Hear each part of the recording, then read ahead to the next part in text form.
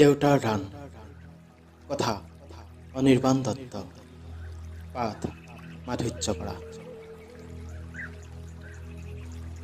কৃষক দেউতাই দুজোপা গছ ৰুলে, আজাৰ আৰু মদাৰ। যি আছিল দেউতাৰ সংঘাতময় জীৱন সমাপনৰ দুখন কৰুণ ছবি। বৰষুণ আৰু ৰ'দৰ দেৱতাৰে যুঁজা দেউতা আছিল আন এখন বিশ্বযুঁজৰ অস্বীকৃত সেনা।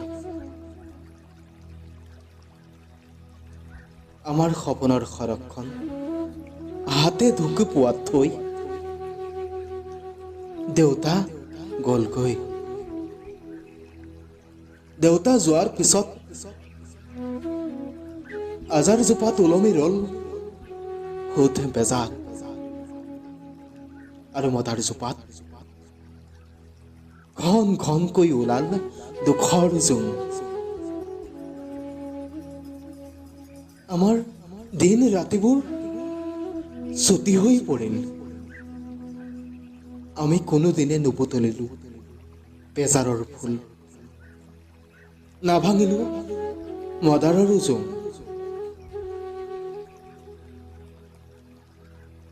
আমাৰ বাবে মা এটা জখলা হ'ল। বুৱতী নদীত নতুনকৈ এখন দলং হ'ল। এটা সফল সপোন প্ৰসৱৰ বাবে এচাতি গভীৰ টোপনিত মা লালকাল হ'ল। অনায়াসে আমাৰ হাতবোৰ দীঘল হ'ল। দেউতাই জপাত ভৰাই থিতাপি লগাই পাভতিত থোৱা গুটি ধন ঢুকি পোৱা হ'ল। আমাৰ মনবোৰো বহল হ'ল।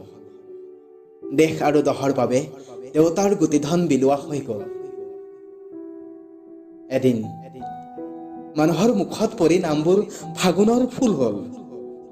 নাম বিজুলীহে যেন কামতকৈও আগবাঢ়িল। নামবোৰ মানুহৰ মুখে মুখে বাগৰি একো একোটা ৰসাল কাহিনী হ'ল। অনেক কাহিনী।